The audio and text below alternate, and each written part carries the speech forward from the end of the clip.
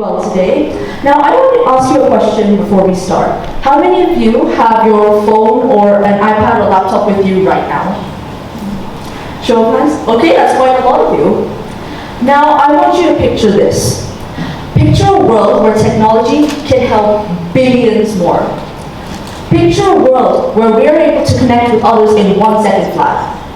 Holograms, simulations, virtual reality becomes the norm. Picture a world where every single child can get access to an education that lies just within their grasp, from one screen to another. Now imagine a world where none of that exists. That's more or less our world right now. A whole new reality that never existed 20 years ago lies within arm's length. More than 4.83 billion people have access to and use the internet. That's slightly more than half the world's population. Crazy, right? We've been given such a powerful resource, and it's in our nature to become hooked onto this. So much information that is stored online in the form of photos, videos, podcasts, books, you name it. The technology that we use the most, such as smartphones, laptops, iPads, all engage us for the same reason. They tap into our human desire to connect, to meet, to interact with people across the globe. I used to use my phone and iPad for hours on end at times, which is a part of the product's function. But here is my question to you. When does it become too much? What are the boundaries to the time that we spend online? Some may argue 2 hours, others may say 10. It depends on opinion. Personally, my eyes would bulge out of my sockets and die if I had to spend more than a few hours on it nowadays, but you see my point. Did you know that the average teenager spends around 9 hours a day online, but does it feel that long? It doesn't. At least it didn't for me, and I can guess that some of you agree. The addictive nature of the internet can make some of us so hooked onto our screens that we don't begin to realize and see the harmful effects that come when we overuse it. An estimated 210 million people have or are suffering from social media and internet addiction. That could very well be one of you in this room. It definitely was me at one point. It was 2020 when I was living in Malaysia and COVID-19 had just started to surge across the world. I vividly remember the day that we were told that we couldn't even go out of our floor, much less our apartment. Only my mom and dad could, either to just go for groceries, but that was it. Aside from that, it's like living in an extremely luxury prison. During those 2 months, we were vegetating on the couch, watching the usual Gumball, Teen Titans Go, and I started to turn to my iPad for an escape, binge watching YouTube videos and playing Roblox with my friends. It, after a while, became an unhealthy addiction that had spawned just where I wanted to find solace and company.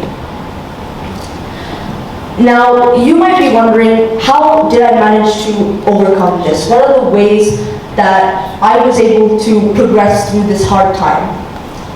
The effect of exposure to my screen after so many hours only showed up in the evenings. Constant headaches, slight vision problems, and the occasional scolding from my parents made my obsession to my device both grow but also shrink at the same time. It felt like a guilty pleasure, something that I knew the risk of, but I didn't try and stop anyway.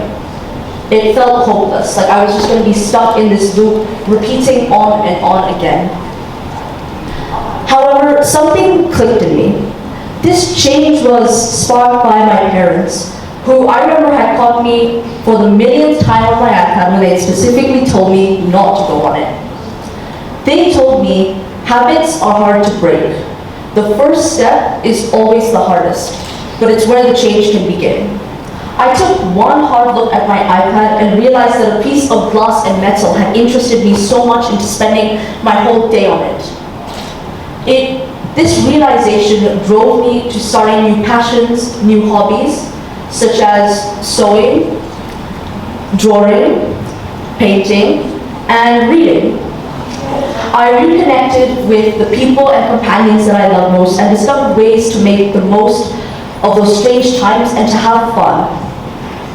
So much happened, but all it took for me was to put down the iPad once. Certainly, I can say that spending a lot more time at home over the past 2 years has led me and some of you to turn to a device for an escape. And that's fine. But we have to learn to moderate and use it in small doses. Reality has so much more to offer that I simply cannot find within an iPad or a laptop, such as gaining a new skill like painting, interacting with your family, or simply admiring the greenery and shrubbery that surrounds me.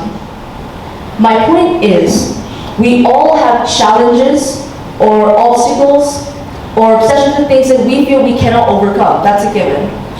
It can feel stressing, overwhelming, demotivating to even try.